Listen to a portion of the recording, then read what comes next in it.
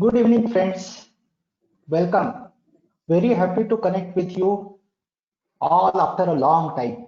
Just waiting for a day when we can meet again like earlier and have some fun.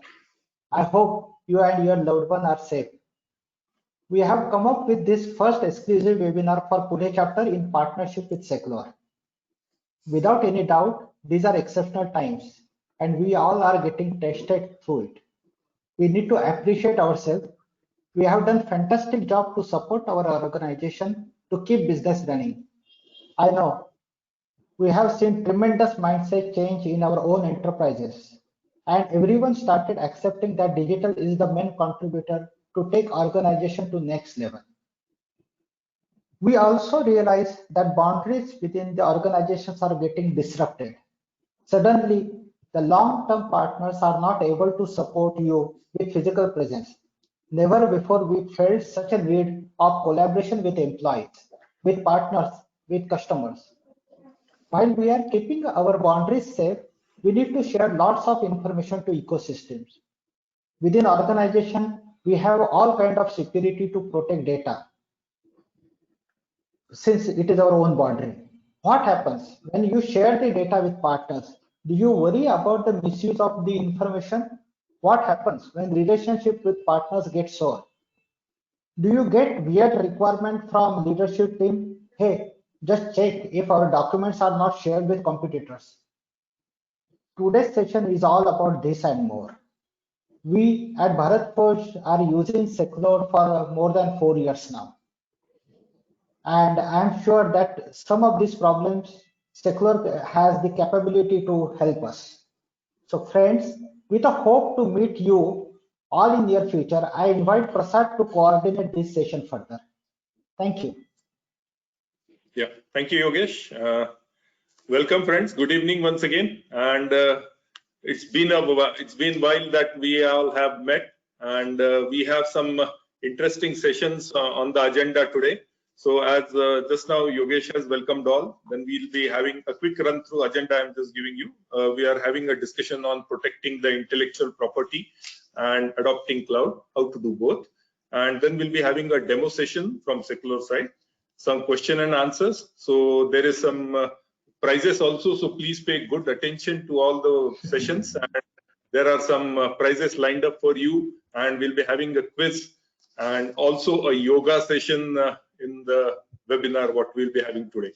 So I formally begin this session, and Secular in collaboration with M.Tech and CIO Klub brings to you this virtual session based on theme of protecting intellectual property and adopting cloud, how to do both. Few lines about Secular.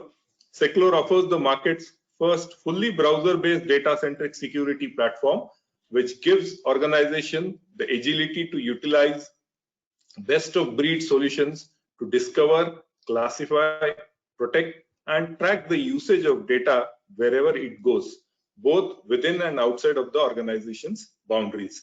The ability to automate the data-centric security process enables organizations to fully protect information with minimal friction and cost. Over 2,000 companies in 29 countries are using Secular to achieve their data security, governance, and compliance objectives. Friends, just as we have some good solutions, we need equally good partners also to implement that solution. So M.Tech, who is also a partner who implements Secular solutions, just few words about them. So M.Tech is a leading cyber security and a network performance solutions provider. Established in 2002 May, M.Tech is headquartered in Singapore and has a network of 32 offices in 16 countries. M.Tech selectively partners with market-leading vendors who are established in their respective domains. Together, they cover a broad spectrum of today's security and network performance requirements, from cloud access security, advanced threat prevention, and data-centric security to network systems management, monitoring, and optimization. Ladies and gentlemen, now I introduce you to our first speaker from Secular, Mr. Abhijit Tannu. Just a quick brief about Mr. Tannu. Mr. Abhijit Tannu is a founder and CTO, Chief Technology Officer of Secular. building innovative products and applications for enterprise security. A technology architect at heart and an entrepreneur by his profession, in his 15 plus years of experience, he has been a head of technology and product management. Abhijit has managed large turnkey projects, design and development, and quality assurance, besides driving technology and innovations. He invented one of the technology products, IntelliPush, that received an award from Standard University in a global competition way back in 2002. With this, I hand over the presenter's role to Mr. Abhijit Tannu for his session. Great. Let me know if you can see my screen. One second, I'll just make you the presenter.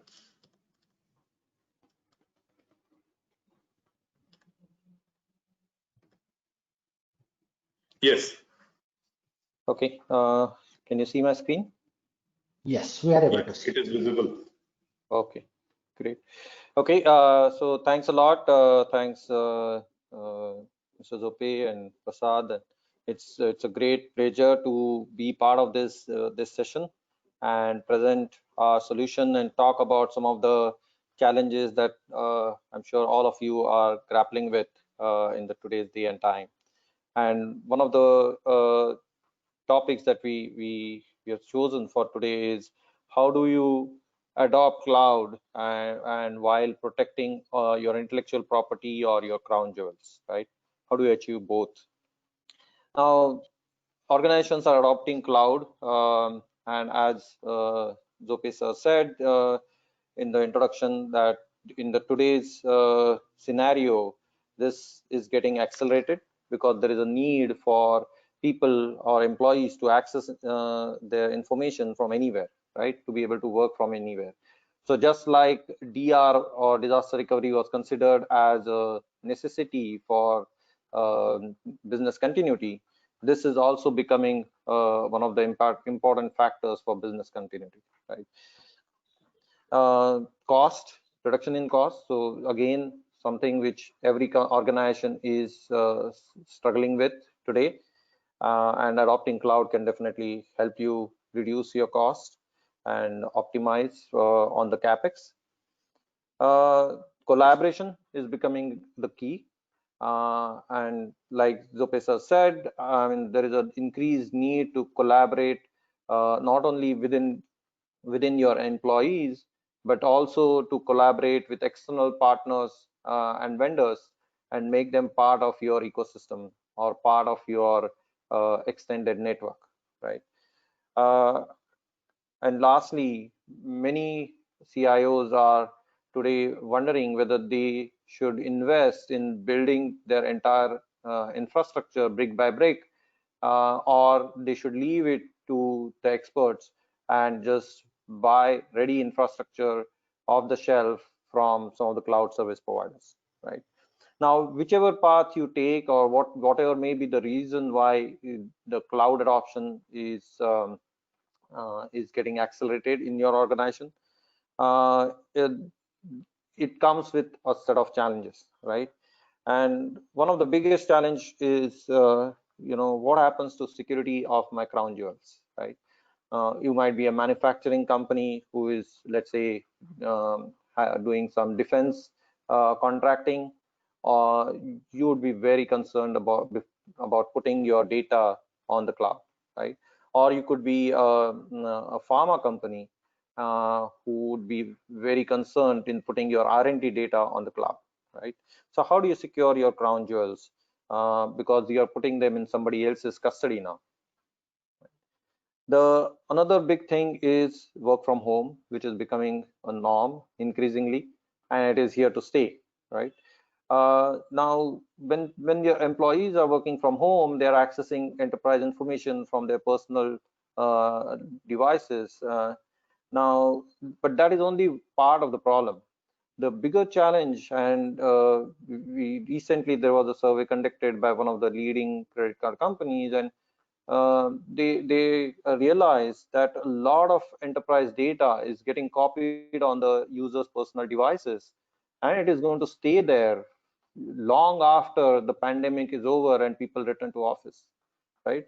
So once the data, which could be very sensitive information, is copied to the user's devices, it is going to stay there. And how does the enterprise reclaim the control or the ownership of that information?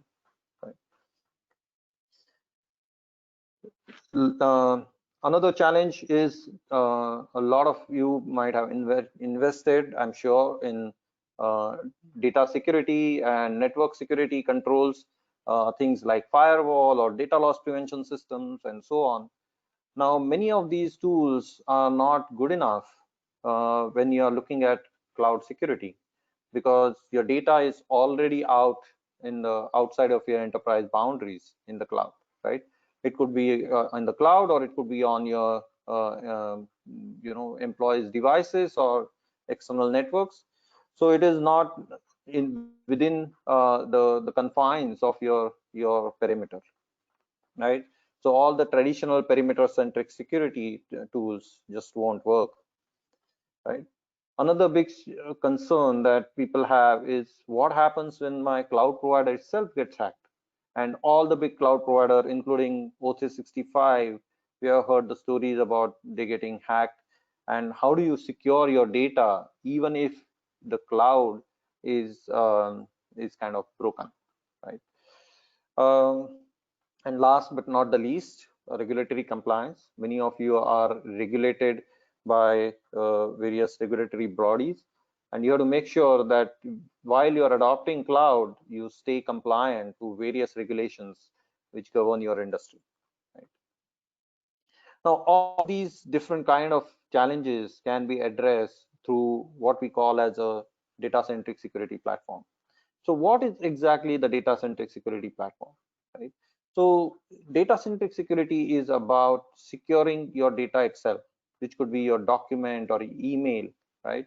So instead of securing your network or your device or your application, right, you directly secure your prized possession, which is nothing but your data, right? Consider a situation where, let's say, one of your sales rep loses his laptop at the airport. Now, that may not be a very relevant example in today's scenario, but let's look at another example. Let's say one of your employees, a home computer gets hacked because it doesn't have adequate security, and the data gets stolen from that device.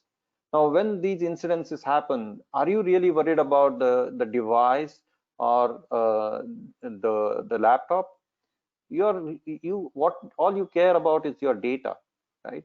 So data centric security enables you to protect your data and make sure that it remains protected irrespective of wherever it goes, right? So it not only it encrypts and uh, controls the access to that information irrespective of where it travels. It could be on users' personal devices, on their office laptops, or their mobile phones, but it makes sure that only an authorized user is allowed to access that document or that email, and that user is only allowed to do a certain set of authorized activities. Not only that, it also allows you to revoke permissions at any point of time or change permissions at any point of time. And last but not the least, it also tracks the complete audit of activities which are happening with your documents or emails. So every user who is trying to access this information, both authorized and unauthorized, are reported back to you. Right? Now, when you are adopting this kind of data security, right, or data-centric security platform, now there are many various aspects of this data-centric security platform, right? It could be data classification, where you are essentially labeling and tagging your data. It could be data inspection, where systems like data loss prevention or CASB can look into your content of the document or email and identify which are the sensitive documents, right? Or it could be rights protecting your information, which is actually securing your data wherever it goes and making sure that it stays protected all the time, right? And lastly, the data centric audits, which basically making sure that all activities, both authorized and unauthorized, are reported back to you. Now, the common question is, where do we start, right? What should come first, right? Now, if you are a regulated industry like a pharma company who is mandated to classify information, you could start with data classification. But remember that data classification by itself does not provide you security of your data, right? It would allow you to tag your sensitive data, but it will not prevent users from sending it to an unauthorized recipient or leave it unattended on their personal laptops, right? So whenever you are undertaking any data classification projects, just make sure that you include the data protection part as a part of that project. Similarly, you could start with the data inspection or content inspection capabilities, right? And many of you might have implemented already data loss prevention systems, maybe for your email or web gateways. Now, one of the challenges with the DLP systems when you're adopting cloud, especially, is that the data is already outside of your network, right? It's already in the cloud. So the DLP systems have a very limited role to play in those kind of scenarios, right? Also, there are legitimate business reasons for which often you need to send data out, right? When you are collaborating with your vendor, if your HR team probably sending data to your payroll vendor, and even though DLP system can identify that as a sensitive content, you cannot stop it from going out. Or you might be a manufacturing company sending design documents to a manufacturing vendor, and your DLP can identify it as sensitive content, but that data still needs to go out. Now, how do you make sure that the data stays secured even in those scenarios after it left your network? Again, make sure that you have the data protection as a part of your DLP project, and I will talk about more about it subsequently, how you can use data protection to complement your DLP and give you a complete data security. When it comes to cloud security, of course, cloud access security brokers become another choice that many organizations look at. I'm sure many of you might be looking at CASB as an option. Now, CASB definitely can provide you a lot of visibility in terms of your cloud usage and how your where is the sensitive data residing in your cloud. But in terms of the actual security controls, CASBs have very limited controls, right? It does not have, once the data is downloaded from the cloud, CASBs really can't control what happens to that information, right? Again, you can use data protection in conjunction with CASB so that as soon as the confidential data is identified, it can get protected, right? So irrespective of wherever you start, right, data protection becomes an important piece. Of course, there are a lot of scenarios where organizations already know data repositories where they have sensitive data. It could be, let's say, your payroll system, which is generating a lot of payroll data, or it could be your ERP system, which is generating reports, and you know that all those reports are confidential. So there are a lot of scenarios where you can straight away start protecting your sensitive content without having to go through data classification or data inspection kind of capabilities, right? Now, in all these scenarios, whichever approach you take for data centric security, one of the most important aspect that we consider for a successful implementation of data centric security, and having done this for more than 2000 enterprises, you know, the very key of this success is automation, right? Now, having a data centric security solution without automation is like having one of those old telephone exchanges, right? Maybe which were used maybe 60 years back, right? And I mean, they are very clunky. They may not really work, or they might work in very tiny setups. But if for any medium to large enterprise worth its salt, you really need a very more sophisticated and automated system if you want to achieve a reasonable level of data-centric security, right? And there are many different ways you can achieve these kind of automated data protection. And let me talk about a few of those. So one of the things is you can use is automated classification driven protection. So as soon as your data gets classified by users, you can automatically apply secure protection. So if the document is identified as confidential, it automatically gets protected with secure, and once it is protected with secure, it stays protected wherever it goes, right? So this is a very common use case which is used for, let's say, in pharma companies where they already have classification as one of the requirements, but they also want to achieve the actual data protection, so they use classification driven protection. And Seclore has integrations with various classification tools to achieve this. Another big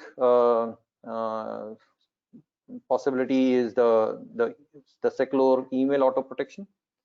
So the secure email auto protector essentially allows you to define very kind of rules and automatically protect emails.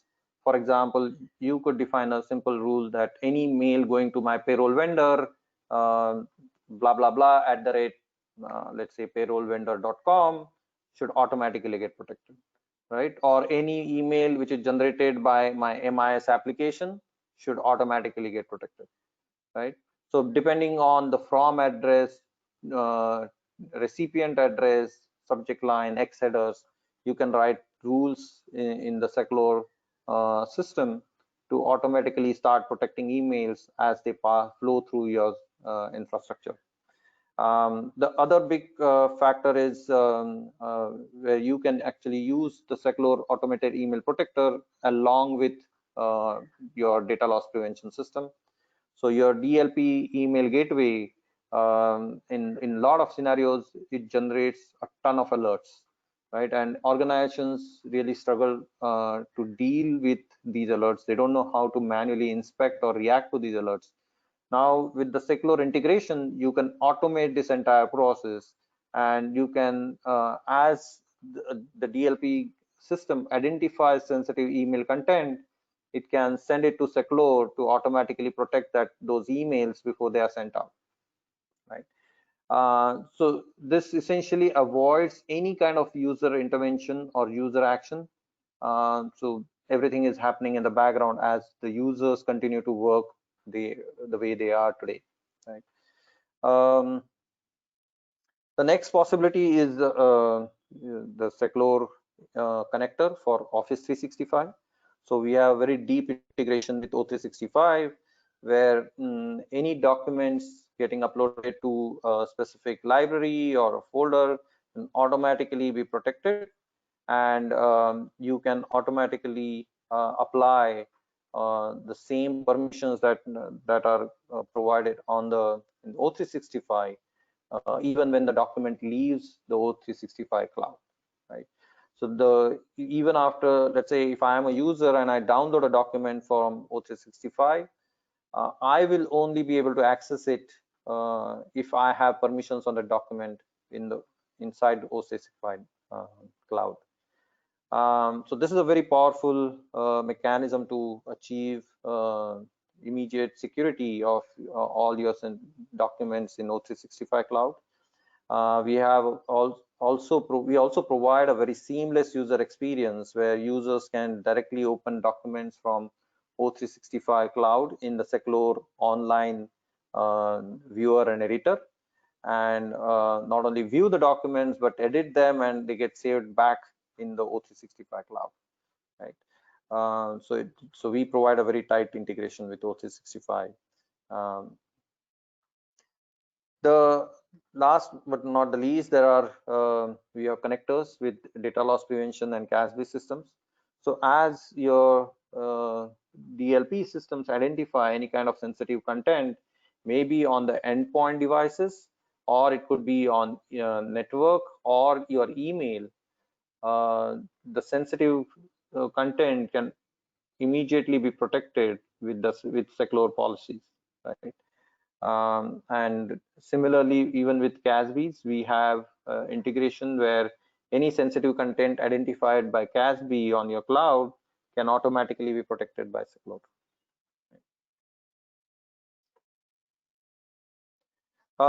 Lastly, why secure? So one of the most important success factors for any data-centric security implementation is automation, right?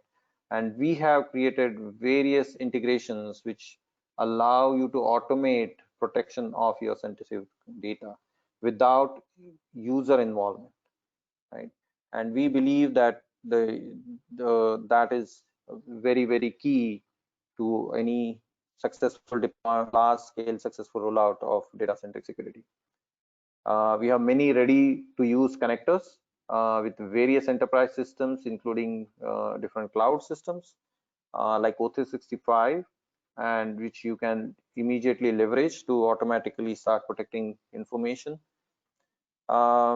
Ease of use is one of the key factors for successful adoption of this kind of a solution by your business users, especially when you are using this in external collaboration, right? So a lot of our customers use our solution in external collaboration where they're sending sensitive information outside of their organization, and whether the recipients are consuming this information on their office desktops or their home machines or their mobile phones or just out of a browser, they have a completely seamless user experience of being able to view, edit, or reply to those mails, right? And lastly, as Seclore, we are completely focused on data-centric security. We have done very large-scale successful rollouts across many global customers. We have a dedicated customer success teams who have very deep expertise in this specific field, and we work very closely with our customers in making sure that they are able to successfully adopt these solutions and meet their business objectives, right? So with that, I'll close my session, and I'll be happy to take any questions. You can post them in the question box or the chatter box, and we will be taking them subsequently. Thank you.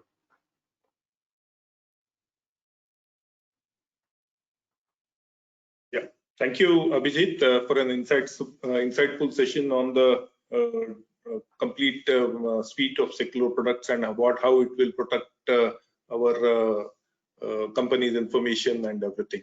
So I think we have next on the line is a demo session, which will be done by Siddharth Chandiramani. He's a senior pre-sales consultant. So maybe 1 second.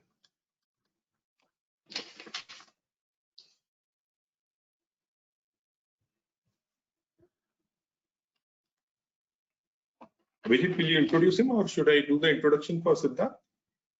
Sure, I can go ahead. So Siddharth is one of our key members of our sales engineering team, and he has a lot of experience in the data-centric security space, has been working in this field for last almost 7 to 8 years.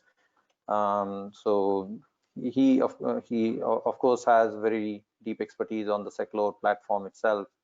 So Siddharth will be taking us, walking us through a couple of demos of how this system, I mean, you can see the system in action. Siddharth, Great. over to you. Yeah. Thank you, Siddharth, Abhijit. presenter. Yeah, thank you, Prasad ji, and thank you, Vijay.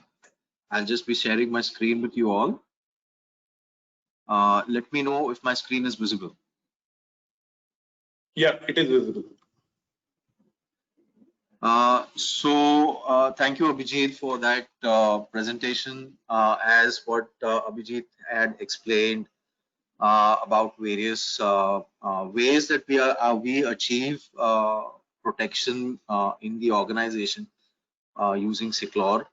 I will be showcasing some of our automation work that we have done, automation integration that we have done with McAfee, mVision, Gatsby, as well as Microsoft Office 365. So the first thing that I would touch base is with the McAfee, mVision, Gatsby solution that we have integrated with, and there are two aspects of it. So let me just give you the first approach. The first approach is more likely where the Gatsby comes into play is organizations have adopted to various cloud-based repository systems like Box, Dropbox, SharePoint, online portal. You have OneDrive, you have G Drive, you have multiple simplicity, and all these are the main repository or data repository systems on cloud.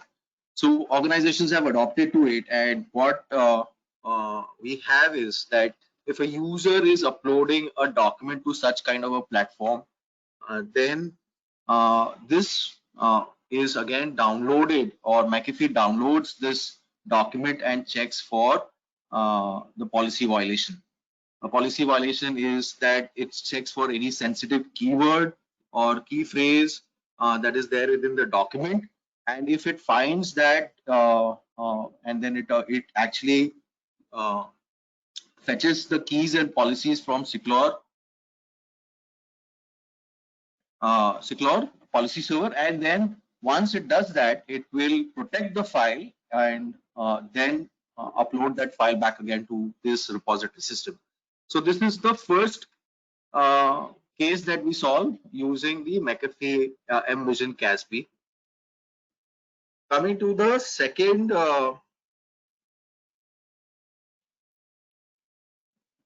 approach,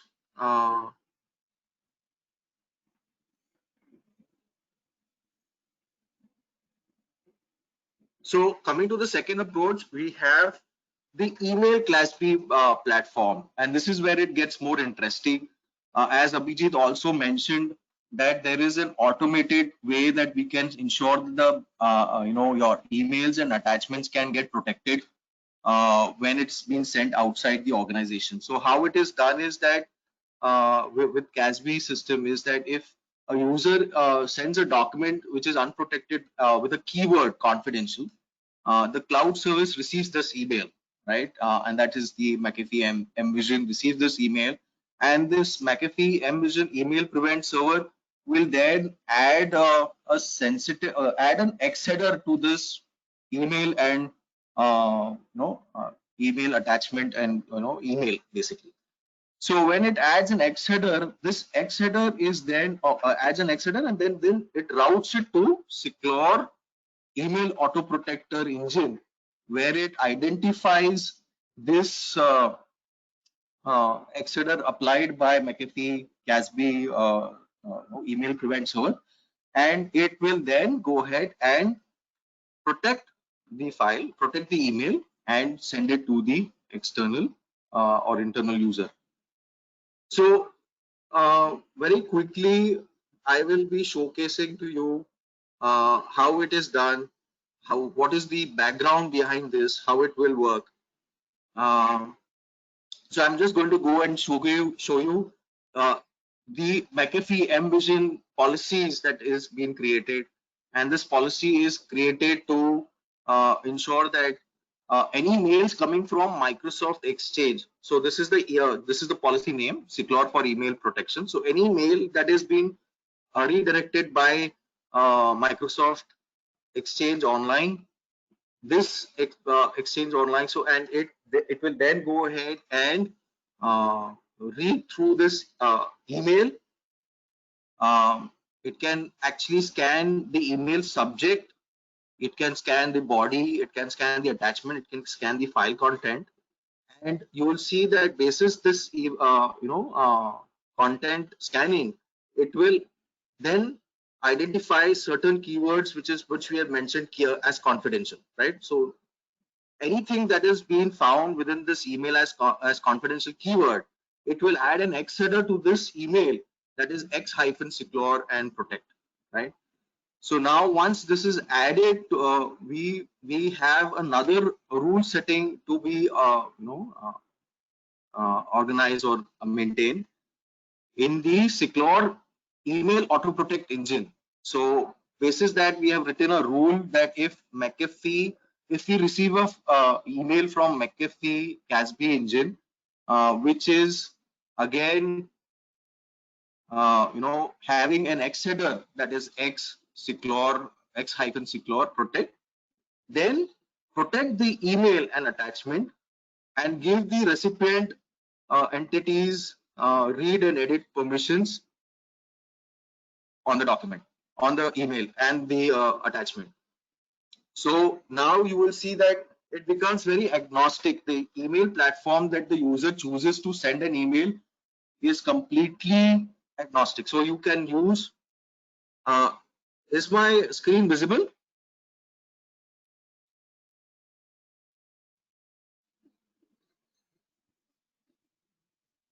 Prasad sir, I think I just, is my screen visible? 1 second. Or I have to? No. Yeah, 1 second. I'll again. Yeah, so, it is visible. Okay. So now you can see that this email sending option is completely agnostic. You can use Outlook web access, or you can use your mobile device to send an email. You can use Outlook client to send an email. You can use a Gmail platform to send an email. You can use any platform to send an email. It does not matter. What it does is basically when the email is being initiated by the user, what it will check, what McAfee Envision CASB will check, email prevent server will check is that if there is any sensitive keyword of confidential in the email or the attachment, and if it finds that, it will add an X header and simply route that thing to secure MTA for protection. So this is how exactly what you will see as a behavior. The user does not have to do anything, just draft a mail as the user does regularly in his day-to-day work, and drafting an email to an external user. It's a company merger document. I will just show you exactly by opening a merger document out here, which will where I would just want to point out that this is the keyword that is going to be looked at, and now this email is going to be just sent to the end recipient as is. So there's no additional effort that the user has to go through. As what the user is doing currently, the user is doing the same thing. And the moment the user sends the document to this end user recipient, internal or external, you will see that the email gets protected, and the user Linda will receive a protected email from John. So here it is. So as simple as this is this integration that we have built in with McAfee Envision email prevent CASB. So moving to the next demo session, I would be walking you through my integration with Secure, for Microsoft Office 365. And in this demo, I am going to focus on these 4 stages of protection. So Secure for Microsoft Office 365, we have built an integration with SharePoint Online mechanism. So this is again a repository system that is widely used also in the organization. Our organizations are moving more to an Office 365 environment, and the use is quite going to be very significant, as what we have noticed currently also in this market. So the main highlights of this demo is to showcase to you secure protection of files when their file is uploaded to the SharePoint Online portal. Once the file is protected, it's also going to be secure collaboration between the users. So the user will open the file in the web-based browser system where the user can not only view the document but also can edit the document, and all this thing is happening very securely. So we'll show you exactly how that feature will work. Thirdly, then the third stage is what we want to point out is that the policy federation part, or you can say, as what Abhijit mentioned earlier, that Secure would leverage the permissions of the user permissions that is defined already within the SharePoint application. So whatever the user or whatever permissions have been defined in the SharePoint application, that gets percolated to the files that is got downloaded, and the user will get that that permission to access or work with that file. And the fourth stage is to showcase to you how seamless it is that the user is accessing the file using the OneDrive sync client. He edits the file, and the file again is edited and saved and synced back again to that repository or OneDrive sync client and SharePoint online portal. So to showcase to you this, the first stage where we are trying to showcase to you is that Mr. Kevin is the owner of this SharePoint online portal, and he is creating this library. The moment he creates a library, he gets an option to secure enable it with secure IRM permission. Once the enablement is done, he's good to go ahead and upload the file and share the file with the members of these of this SharePoint online document library. So he uploads a certain file, and here is the sales revenue plan or the projection thing that he's uploaded, and you will see that the file got protected with an S icon appearing on this side button, which indicates the file is now protected. And I will show you the significance of this once we move to the recipient access. What is the significance of this S icon? So now the user is uploaded, the file is protected, the file is now going to get shared with the internal and external user, who is the Anna. Anna is the internal user, and external user is Linda, and the file is now sent to these two users. Now we're going to showcase to you how this is it is very secure in collaboration, and how it works very seamlessly.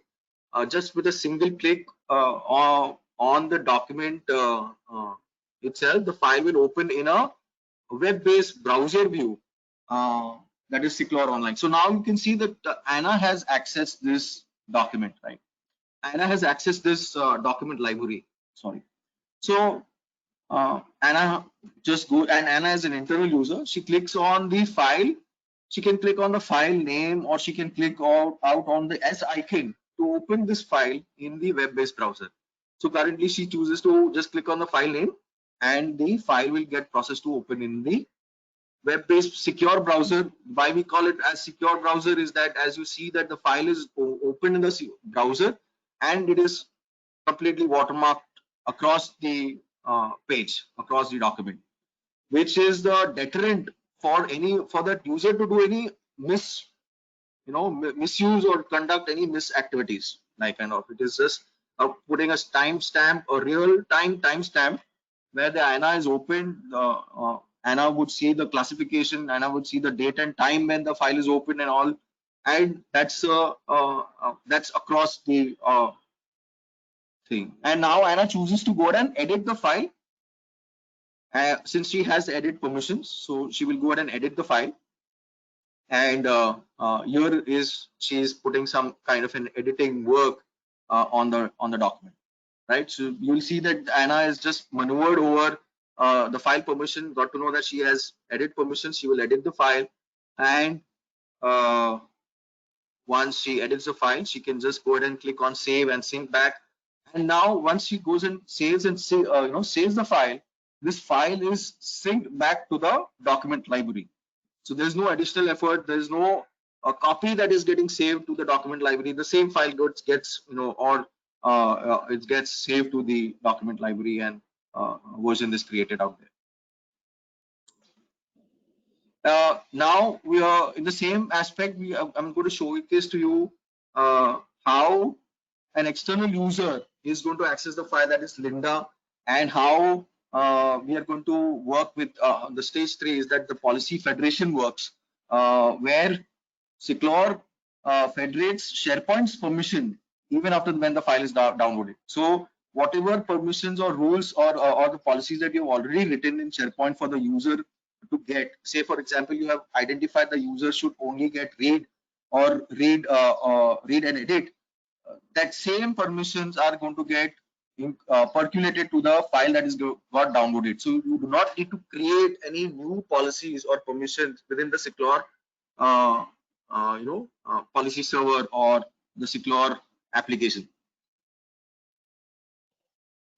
So here the file is getting accessed by Linda. Again, Linda has access to the document library.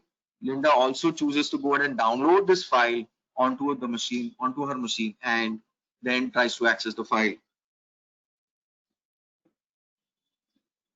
Linda is just going to get authenticated.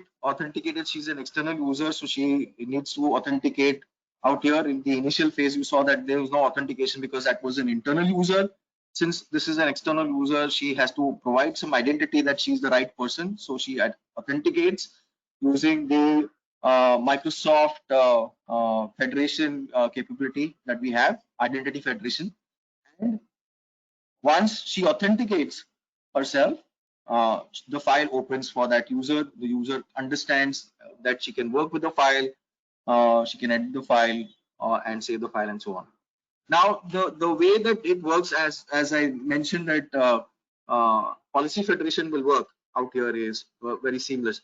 So it is the Kevin who shared the file, right? So Kevin is now going to go ahead and revoke Linda's permission from the SharePoint online portal itself. So there's no other way. So basically, he's just trying to make sure that Linda does not have any more access to that file, and just goes ahead and clicks on to revoke her access. And you will see and notice that her access is removed. Now Linda thinks that she has a downloaded file and she can access the downloaded file. However, what will she notice is that even the downloaded file that she has completely behaves with the policy change that has happened on the SharePoint, and she does not get access to the file, and she is rejected the access. She's been notified by a message that she does not have access, and she can request access from the owner. And this makes it more this integration more tighter, and of course on the administrative part it becomes more easier to control just one set of application for making all the user permissions and defining or designing the user permissions, and not on both the application, that is SharePoint and Secure. So they are just using SharePoint as the application, as your main application. You're defining all your policies out there for the users and just integrating with the policies federation framework, which will just work very seamlessly for Secure. Now, the fourth stage that I would want to touch base is that when the file is accessed by an user, he opens the file in the native application, that is using the OneDrive Sync client. He just opens the file, and after opening the file, the user just goes ahead and edits the file. And the moment the file is edited, you will also see that whatever changes that Linda had done earlier, that also got reflected to this file, and which means that the file has got synced back again to that document library. So in the same manner, Kevin is also trying to go ahead and do certain changes, make a note of it, and then save this file, and the file is again seamlessly synced back to the OneDrive Sync client, right? So it's a very secure way to work. with both these systems, and we have achieved this integration very effectively. Uh, effectively. So with this, I believe I end my demo session. I would be passing this to again Mr. Prasad, who can take the agenda forward.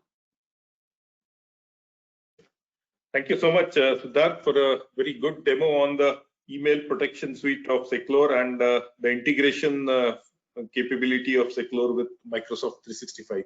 During the demo, we have had some questions from the participants. Before I start asking the questions, just a quick reminder to all participants to download the Kahoot app or keep the kahoot.it browser loaded, because for participating in the quiz, you will need the Kahoot app or kahoot.it. So just a quick reminder. So I come back to Abhijit. Abhijit, we can start with the question and answers. I have some questions already ready with me. Sure. One second.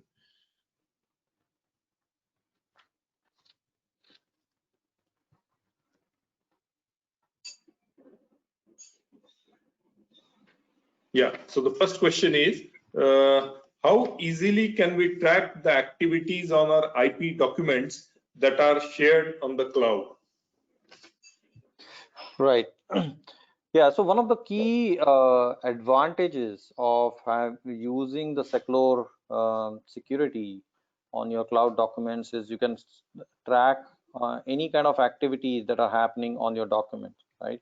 So once a document is protected, and it could be, you could use any mechanism to protect the documents, all activities happening on the document, where some user is trying to open it, somebody is trying to edit it, print it, or both authorized and unauthorized activities, all are reported back to the central console, and you can run various kind of reports and audits on these database. So you have complete visibility of whatever is happening to your information, not only when it is sitting inside the cloud, but more importantly, even after it has been downloaded by users and shared over other mechanisms like email or even maybe in WhatsApp, right? So you will always have complete visibility of that. That's good. Another question what we have received is, do I need to define permissions for every document, or how do we manage these policies? Yeah, so this becomes a very important factor in a large scale adoption of this technology, right? Obviously, you don't want to have another system where you define and manage policies and permissions of who can access this information, right? So the way Seclore solves this problem is a very unique advantage of what we just talked about, is as policy federation, right? So if you have already defined your policies and permissions in, let's say, SharePoint, and you start protecting documents using the Seclore O365 connector or the SharePoint connector, you don't have to define any policies in Seclore at all, right? Whatever policies and permissions you are defined in your in SharePoint will automatically flow to the documents even after they are downloaded by the users, right? So if I download a document and from SharePoint and I have the permissions SharePoint, I will be able to access it. I can send it to, let's say, Prasad, but Prasad can only access the document if he has been given permissions in SharePoint. And the moment you change your permissions in SharePoint, even the documents that are already downloaded will no longer be accessible to me. So this becomes very powerful mechanism in managing policies and permissions without any overheads. Excellent. Another question what we have is from one of the participant. Can I revoke the permissions of any user on a document post distribution? That's an interesting question.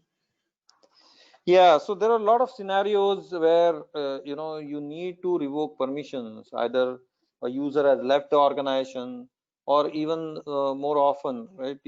Let's say you share a document let's say during the bid process. You share it with a lot of different vendors, and then finally you select one of the vendors, but the other entities still hold your documents. Now, how do you revoke those permissions, right? Or you disengage with a vendor, your business relationships change.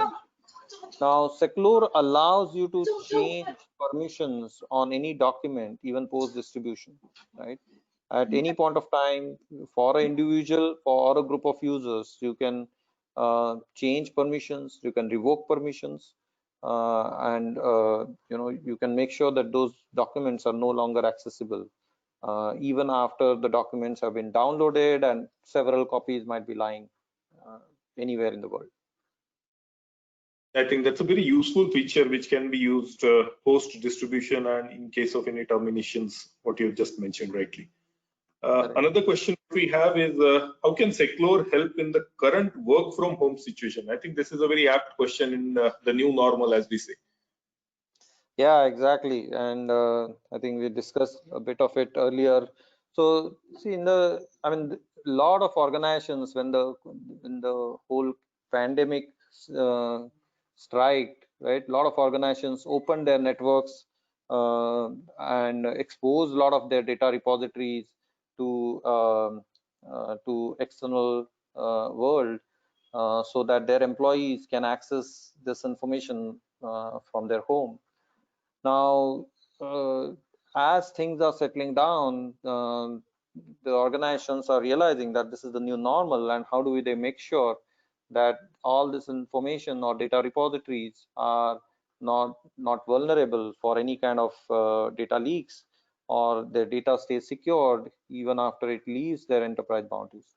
So Seclure allows various kind of connectors, whether it is data residing on your Windows file shares, your SharePoint, O365, and what have you,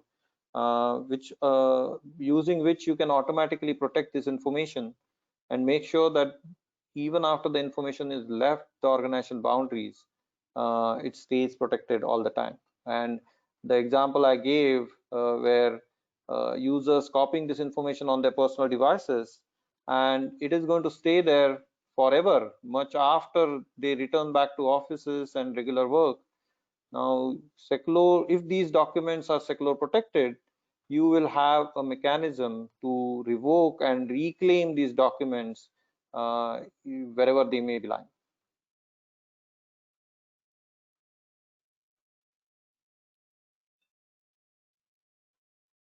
Yeah, Prasad?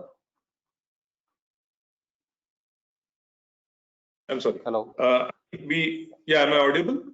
Yes, yeah. Now you can. Another question during the demo that was given by Siddharth on the email protection. So how is this feature different than DLP? Can you elaborate a little more on this? Yes. So see, typically in a email DLP, email DLP, they do content-based scanning. But there are essentially two options that you have on how to respond to any kind of sensitive content. Either you can block the email, or you can let the email go through and raise an alert.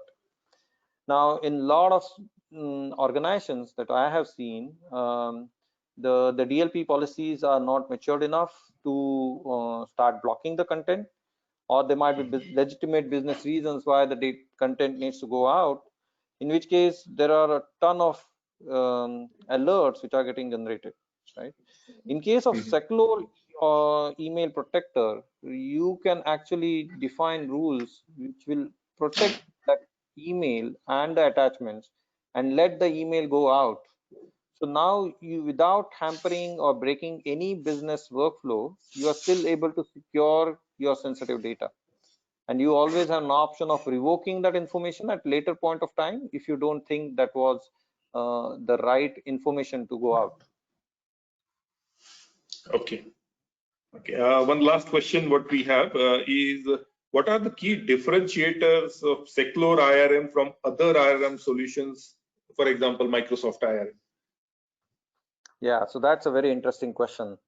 So I think a lot of cases Microsoft IRM is part of many enterprise licensing agreements, but essentially the differences are at I think 2 or 3 different levels. Fundamentally, if you look at the philosophy of how Microsoft IRM and Secure IRM are designed, Microsoft IRM is very user centric, where there is a lot of dependency on user having to take certain action to protect their information, right? Whereas in case of Secure, we are very focused on automation and making sure that we provide automated ways for enterprises to protect their information without any dependency on the user. Also, the way the policies and permissions are managed are very different. In case of Microsoft, it's essentially all policy driven. So they have centralized policies which are admin defined and which they call as labels. And these documents and emails can get protected with those policies. But it essentially doesn't derive policies from who the mail is marked to or who the library is shared with. So what it basically means is that there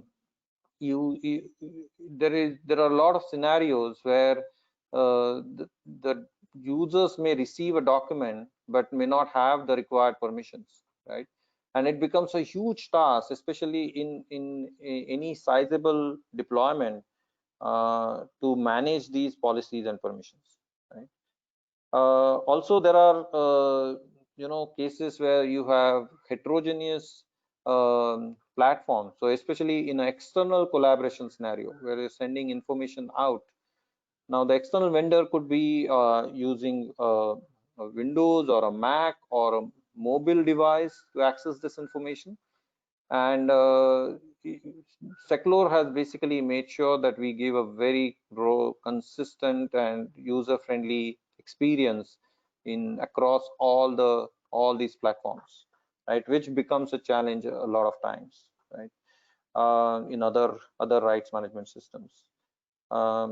There are certain security issues. So many times, for example, if you are protected, if you're given copy permissions, so in case of Microsoft rights management, for example, you are allowed to copy data out into an unprotected document. So you can just copy paste the entire content and you will have an unprotected version of the document.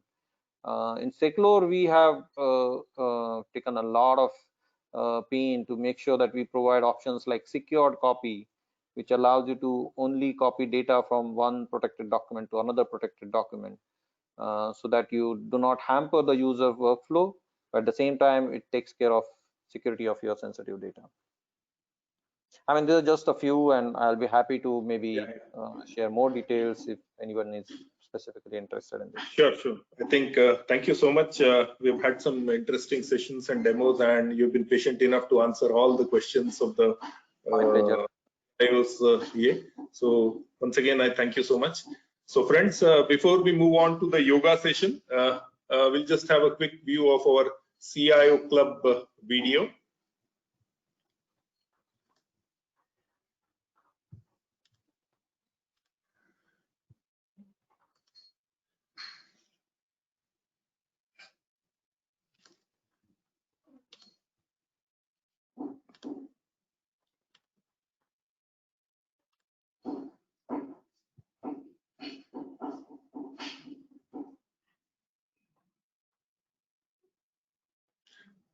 CIO Club is an initiative of CIO Association, an association of CIOs by CIOs and for CIOs.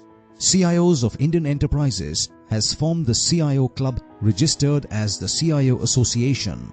CIO Club is a non-profit and the largest association of Chief Information Officers in India.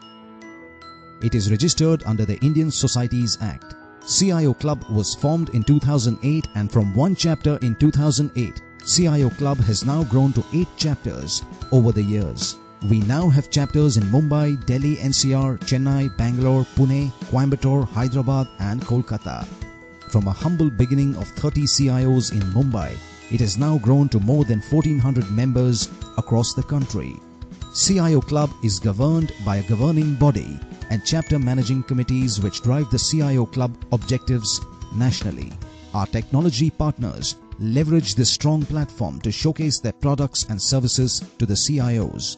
The key objectives of the club are to share experience, enhance knowledge, and explore better business solutions by leveraging the collective wisdom of large number of CIOs who are registered members. The primary objective is to drive the business benefit to the organizations of the member CIOs and also help CIOs in their professional growth as effective leaders. The club also encourages entrepreneurial spirit by providing a platform for sharing and generating innovative ideas in the larger interest of the community. CIOs from every industrial domain indulge in this endeavor for the evolution of the IT community. Today, CIO Club is poised to scale up in terms of location spread, breadth of membership, and building new alliances to bring international best practices within the reach of the community. International club relationships are being built. One such initiative is CIO Net. Members of CIO Club gets free access to a wealth of knowledge and opportunities to network and mark their presence in the international community of CIOs. More emphasis is being laid on knowledge sharing, and also avenues of spreading this knowledge to other members of the IT departments are being set up.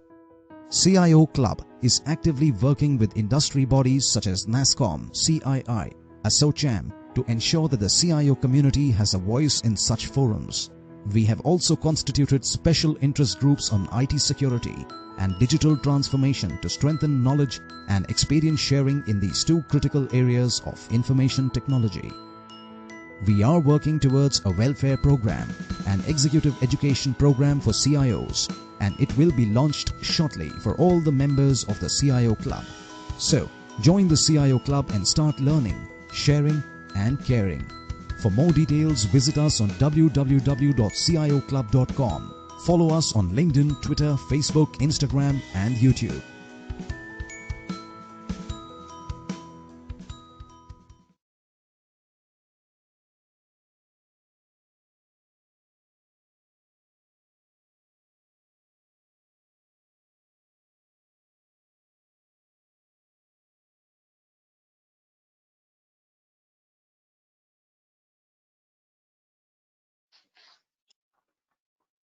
Yes, friends.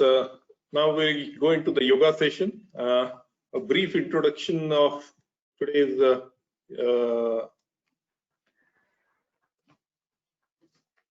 the sharpening of our mind and body. So, introduction to our today's yoga trainer. She is Mrs. Radha Khare. So, in these challenging times, taking care of your health has become very essential. So, yoga is the super option to bring fitness for your body and mind while you're working from home. We have partnered with fitq.com, and FitQ Yoga Guru Radha Khare will be our trainer today. She has more than 12 years of experience and is an expert in all major forms of yoga. Today, she will take us through therapeutic yoga in sitting position on chair and guided meditation. So over to you, Radha. Thank you. Good evening, everyone. I hope I'm audible and you all can see me. Yes, you're audible. We can see you. Okay, great. So I will be taking you through a few postures which you can do sitting on the chair during your workouts to relax, your spine and shoulders. The first exercise that we will start is the simple neck movement. You move your neck from the left to right. We will repeat each exercise just 3 times. Okay. So sit with your back straight. Make sure that you're not sitting on the backrest. A little ahead. You have to sit with your spine erect. Okay. So sit with your back straight, your palms on your knees, your feet are grounded. Make sure that your knee is at right angle. Okay. Now we slowly move our neck to the left, center,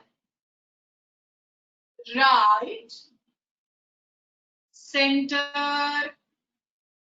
left, center, right, center, left, center, right, and center. Now a simple upward and downward movement. Okay, so you inhale and take your chin up, look towards the ceiling. Exhale and bring your chin down to your throat. Inhale and chin up, neck up. Exhale, chin down. One last round. Inhale up and exhale down. Okay, so this was for the neck, to relax the neck. Now we will be doing a simple hook kriya, which can be done sitting on the chair. We are going to do it at the back.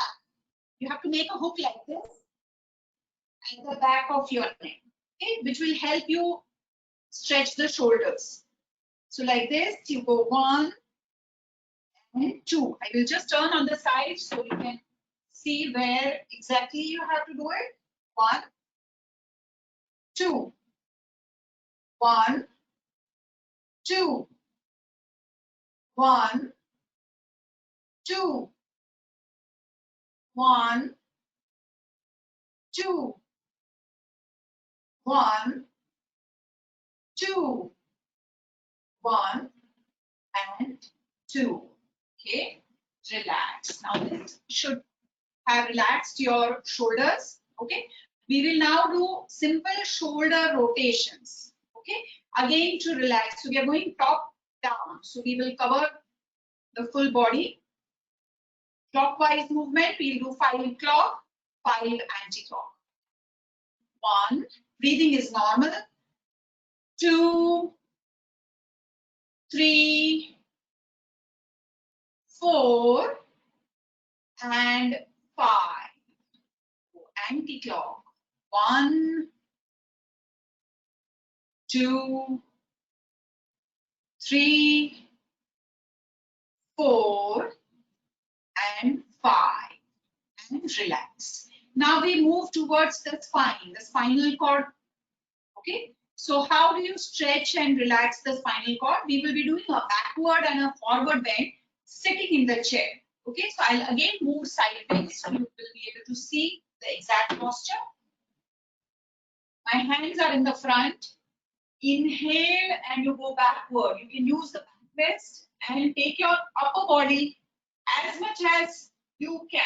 So if you are sitting on a chair with the wheels, be careful or make sure that you lock the wheels before you do this posture. So inhale and you go backward. You stretch as much as you can. Exhale and you come forward. If you are able to reach the floor, then go down. If you are unable to reach, stay wherever you are. Okay? We do this one more time. Inhale and you go backward. Exhale and you come forward as much as you can as per your flexibility. We go for the round 3. Inhale, backward. Exhale and down. Round 4. Inhale, you go backward. Exhale and you go down. Last round. Inhale, stretch backward. Exhale and you go down and relax. Okay, now we will be doing a lateral bend, a side bend, sitting on the chair again. So you make sure that your feet are grounded and you're sitting slightly ahead on the chair. Left hand is holding the armrest. If there is no armrest, you can leave your left hand down straight like this. Since I have an armrest, I'm using one. Inhale and you raise your right hand up. Exhale and you go sideways. You will feel a stretch in the side. We maintain here for 10 counts. Breathing is normal. 1, 2, 3, 4, 5, 6, 7, 8, 9, 10. Inhale, come up. Exhale and bring the hand down. Now the other side. So right hand is holding the armrest. Inhale, you take your left hand up. Exhale and you go sideways. Stay there. Breathing normal. 1, 2, 3. We hold for 10 seconds. Normal breathing. 4, 5, 6, 7, 8, 9, 10. Inhale, you come up. Exhale and relax. We do this one more time. Inhale, you raise your hand up. Exhale, you go sideways. Stay there. Breathing normal. 1, 2, 3, 4, 5, 6, 7, 8, 9, and 10. Inhale and exhale. The other side now. Inhale, you raise your hand up. Exhale, you go sideways. 1, 2, 3, 4, 5, 6, 7, 8, 9, and 10. Inhale, come up. Exhale and down. Now for the spine, we did a forward and a backward movement. We did a lateral bend. Okay. Now we will do a twist movement. All these movements are good for your lumbar, for your spine. Okay. So with my left hand, I'm going to hold the backrest of the chair. With the right hand, the hand rest. And you twist your body backward as much as you can. Okay. This is as per your capability capacity. And we hold here for 5 counts. Stay there. 5, 4, 3, 2, and 1. Relax. Now we go for the other side. With the right hand, hold the backrest. The left hand can be on the shoulder if you don't have an armrest. Okay. So twist and stay. 5, 4, 3, 2, and 1. Relax. I hope you all are feeling a bit of a relaxation in your spine. So the exercises which we have done till now cover the cervical and the lumbar. We will now go towards the knee. So sitting for longer hours in one position may bring stiffness in the knees. So what do you do for that? So first exercise, simple. It's like Pavan Muktasan, the wind releasing pose. We will be doing that first. Okay. So you bend the right leg, hold the right leg with your fingers, interlock, and bring your knee towards your chest. Stay for a few seconds and then release. Then you take the other leg. Similarly, just pull the knee towards the chest and release. Okay. So let's do this one more time and we hold for 5 counts. Right. So lift the right leg up, hold it, and pull the knee towards the chest. And we stay here. Back is straight. 1, 2, 3, 4, and 5. Relax. The other leg now. Left leg up, knee towards the chest. 5, 4, 3, 2, and 1. And relax. Now, a simple exercise again for the knee is that you straighten the leg up like this. Should I show it sideways? I'll do it with my left leg like this. Just raise the leg up and down. Up and down. Okay. So we will do 5 times with the right leg, 5 times with the left leg. Right? Let's start. 1, right leg. 2, continue with the same leg. 3, 4, and 5. Relax. The other leg now. 1, down. 2, down. 3, breathing is normal. 4, and 5. Relax. Now, if you have the armrest, you can hold the armrest. Otherwise, hold the base of your chair. We're going to lift both the legs up together. So go like this, up and down. I will again show it sideways. Inhale and raise both the legs up. Exhale and down. 2. Inhale up. Exhale and down. 3. Exhale and down. 4. Exhale and down. 5. Exhale and down. And relax. So we've covered all the major joints which are affected while you sit at your desktop and work. So I hope this relieves some of the strain in your back, in your knees, in your neck. We will now come to a few breathing exercises. Considering the current situation, the COVID situation, your lungs need to be very strong and your immunity needs to be strong. Okay, so we will do 1 or 2 breathing exercises good for that. The first one which we will be doing is known as Bhastrika.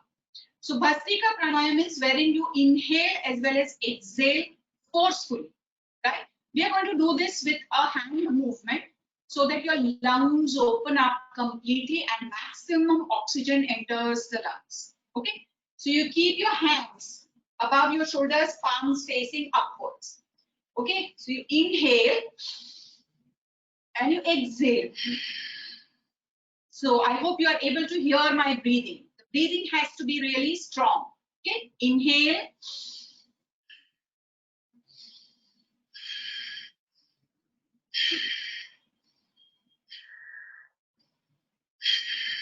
Okay, we will do 1 more round of this. To explain the breathing a little more, I will give you a small example. You all are working in a corporate and there are deadlines, there are timelines to be achieved, goals to reach. What is the first reaction we get when the goal is achieved? Yes. Don't we feel that emotion? So what do you do at that time? At that time, you are grabbing all the positive energy from the universe towards you. Yeah. So that's the same thing you have to do when you're doing Bhastrika with all the force, all the energy. Let's do this 1 more time. 5 rounds of Bhastrika. Start. 1. Inhale. Exhale. 2. Exhale. 3. Exhale. 4. Inhale. Exhale. And 5. Inhale and exhale. Relax. This is correct. I think we are just out of time. Can okay, so now we come to the next pranayama, which is known as Brahma. Sorry. I think we are just out of time. If you can just quickly complete the yoga postures. Sorry, you want me to repeat the postures? No, I said we are just out of time. So if you can quickly complete the remaining postures. Yeah, we are at the last pranayama and I'll take you through the meditation for 2 minutes. Okay? Yeah. Thank you. So the last one is Brahmari, where you make the humming sound.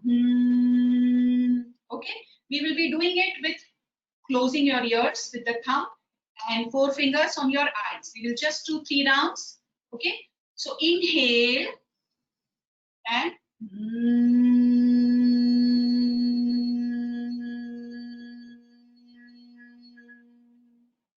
1 more time. Inhale.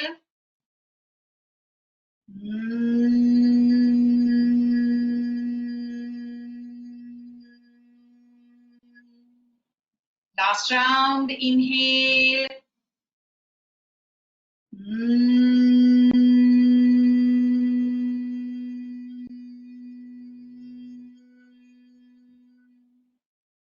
Relax. Keep your eyes closed and you can relax your back on the chair.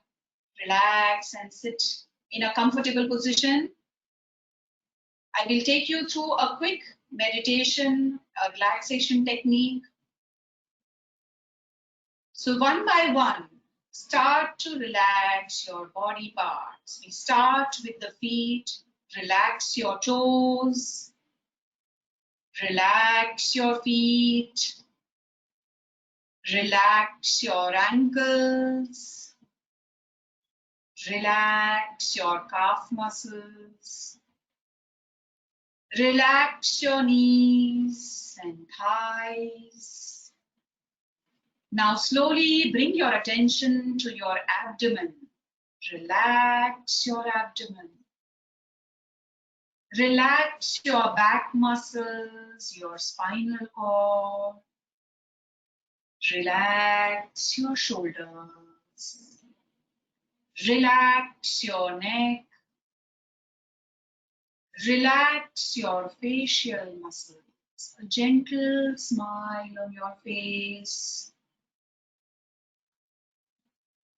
Relax your nostrils. Feel each and every breath that is entering your nostril. Breathe in with all the positive energy, and as you breathe out, let go of all the tension and stress. Your eyes are gently closed. Relax your forehead. You can feel your entire body is completely relaxed. Feel the positive energy from the asanas and the pranayam through your body. This positive energy has reached each and every cell of your body. And you can feel a completely rejuvenated by your body and mind. Relax. Relax. Relax. Now slowly to come back, take a deep breath in and breathe out. Deep breath in and breathe out. A deep breath in and breathe out. Slowly join your palms, rub your palms. Place your palms on your eyes. And slowly, as you remove your palms, you can gently open your eyes. Thank you, everyone, for joining in this session. I hope you all enjoy. Yes, thank you so much. We had a good yoga session, and thank you so much, Mrs. Khare, for enlightening us with the quick postures which we can do, which are very simple and we can do while sitting. So thank you so much. Thank you so much once again. Thank you. Okay, friends, that brings us to the most interesting part of us, the quiz. So I hope you are ready and you have downloaded the Kahoot app and you're ready. So is my screen visible? And this is the pin which you will need to enter on your app or the kahoot.it screen. So there will be questions which will come. So the questions will be visible on the screen with options, and you will need to select the color of the correct option on your mobile.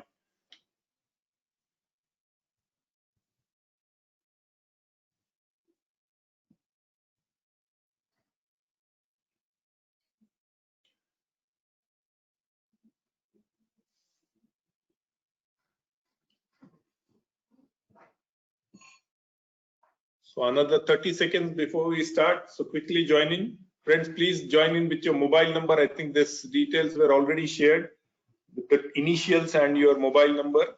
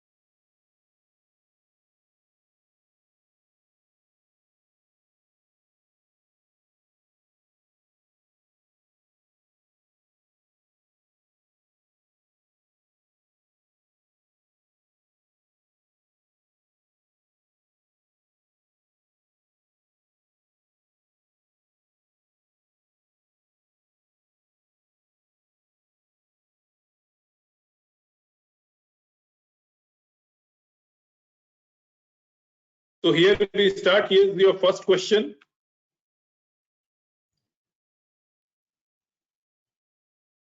And the first question is in front of you.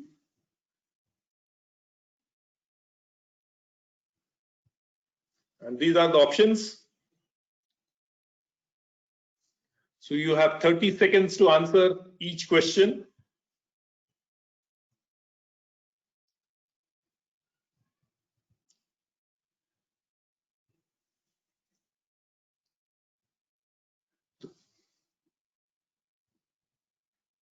The question is, which two areas of cloud data protection was discussed in the session today? Okay, so I hope you have selected the correct answers. Now we'll go on to the next question. This is the leaderboard. So the next question, which ground is commonly referred to as the home of cricket? I think this is an easy one. So the options are Melbourne Cricket Ground, Eden Gardens, Lords, and Wankhede Stadium. I'll once again read the question. Which ground is commonly referred to as the home of cricket? The options are Melbourne Cricket Ground, Eden Gardens, Lords, and Wankhede Stadium. So the time up for this question. So we move to the next. The correct answer was Lords. And this is the leaderboard now. We go to the next question. The question is, your IP, intellectual property, can reside in which of below? The options are cloud repositories, users endpoints, network file server, or all of the above. I repeat the question. Your IP can reside in which of below options? Cloud repositories, users endpoints, network file server, all of the above. So we have 3 seconds, 2, 1. Okay. So the correct option was all of the above: cloud repositories, users endpoints, network file servers. So 18% have selected the correct answers. So we move on to the next. Okay, so this is the leaderboard. The next question that is now visible on your screen. I hope this is a very easy one. Everybody should answer it. Which is the famous delicacy of Pune? Options are sev, khakra, bhakarwadi, or dhokla. This is a very easy question. I hope everybody gets it right. Which is the famous delicacy of Pune? Sev, khakra, bhakarwadi, or dhokla?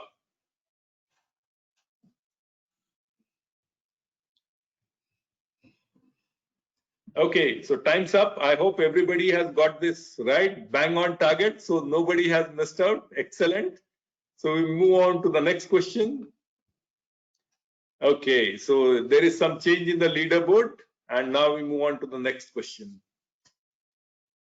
Who is the value-added distributor for Seclore? The options are Redington, M.Tech, Ingram Micro, none of the above. I'll once again read the question. Who is the value-added distributor for Seclore? Options are Redington, M.Tech, Ingram Micro, none of the above. So time is fast running out. 6, 5, 4, 3, 2, 1. I hope most of you must have got it right. The correct answer was M.Tech. Yes, 9 people have got it correct. So we move on to the next question. Before that, we have a new leader, Sandeep Agarwal. And now we go on to the next question. So this is the 6th question. Which Bollywood star has Virat Kohli married? I think this is a very easy one. The options are Deepika Padukone, Aishwarya Rai, Anushka Sharma, and Priyanka Chopra. So I think nobody should get this answer wrong. Please ensure. Which Bollywood star has Virat Kohli married? Deepika, Aishwarya Rai, Anushka Sharma, Priyanka Chopra. So let us hope that everybody gets this right. Absolutely. Still one person has missed it. Okay, no issues. So the correct answer is Anushka Sharma. So we move on to the next question. Before that, let us see how the reader board has changed. Yes, there is a new number 2. So this is the last question which is coming up on your screen now. Okay, the question is, once the data is protected using Secure, it will stay protected. The options are even when shared via email, even when copied to a USB, even when taken home to personal devices, or all of the above. I'll repeat the question. Once the data is protected using Secure, it will stay protected. Options are even when shared via email, even when copied to USB, even when taken home to personal devices, and all of the above. I hope everybody gets it right. This was the last question. Yes, majority of them have got it right. And the correct answer was all of the above. Okay.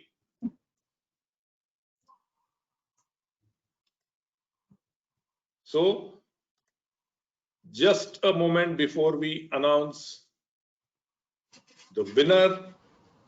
1 second.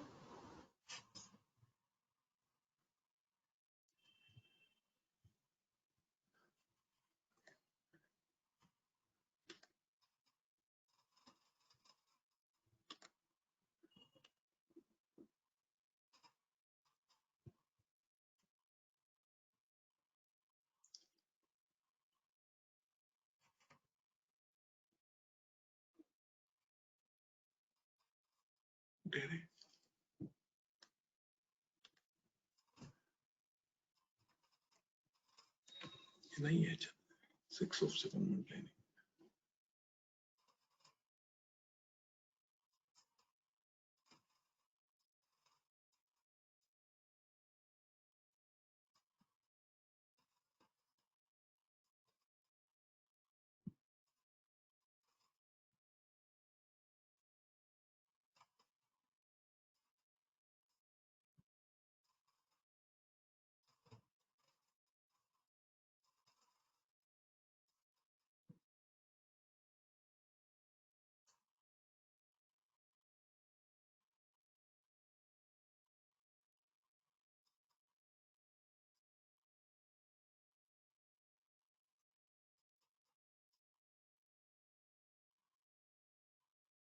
Okay, friends. So these are the top 7 participants who have answered the quiz correctly.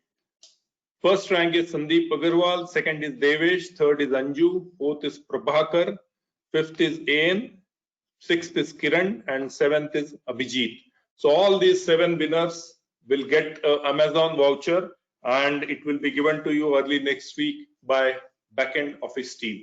So congratulations to all the winners, and I hope you had good fun participating in the quiz. Prasad sir, just a point. It will be only for the valid members of the club. Sure. So we will identify it, and then we will. Sure. I will get in touch with them.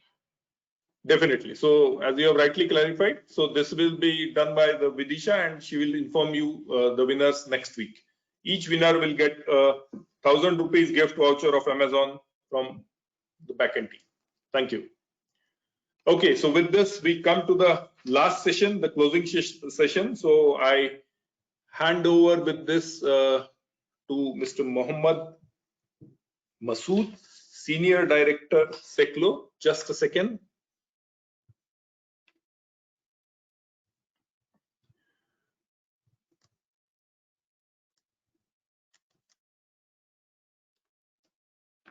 Okay, so just a quick introduction about Mr. Masood. Mr. Masood comes with a 15+ years of experience, especially in security domain, and currently he is working as a Senior Director, Enterprise and Alliances at CIO. He is associated with organizations like Symantec, CA Technologies, and Wipro. He is recognized across enterprise software industry for driving sales effectiveness, operational excellence, and who builds long-lasting relationships with clients. So over to you, Mr. Mohammed. Thank you so much, Mr. Prasad, for a wonderful introduction, and you being a wonderful moderator today. Thanks for the support you have provided to us. First of all, I would like to thank the wonderful audience because without their active participation, this webinar would have not been a successful one. And I hope everybody found this virtual session very interesting, informative, and the fun element on the quiz. I hope everybody liked that. And the key message which I will take from this session is a simple word, which is protect, be it your health or be it your data. We need to make sure we stay safe, both on professional as well as personal front. Let me extend my sincere thanks to our speaker, Mr. Vijit Tanu, for the insightful presentation. Thank you, Siddharth, for the great demonstration. I would like to thank Mrs. Radha Khare for giving us very useful tips on yoga and help us into improving our immunity. And let me thank Mr. Yogesh Zope, CIO Klub, and our partner M.Tech for all the help and support they extended towards making this webinar a great success. Due to time constraint, in case if you missed out on any question queries, you can reach out to the email ID flashing on the screen, and any feedback which you want to give it to us, you can do that. In the meantime, best wishes for your health and safety. Take care and have a great day and a weekend. Thank you so much. Thank you so much, Mohammed. It was a great thanks. So with this, we come to the end of the session, and from CIO Club, I take this opportunity to thank CIO and all the participants who have joined this presentation, and it was wonderful insights on the IP from Mr. Abhijit Tannu. We had a very good demo from Mr. Siddharth Chandiramani, interesting question answer sessions, and would also like to thank Mrs. Khare, who showed us some good yoga and meditation in the sitting posture. And I hope we have enjoyed the quiz session also. So thank you so much once again, and we look forward to meeting you in the near future. We are planning another webinar with a partner, and you'll get the information about that shortly. So thank you to all the participants. Stay healthy, stay safe, and I hope we meet in near future. Thank you so much. Bye.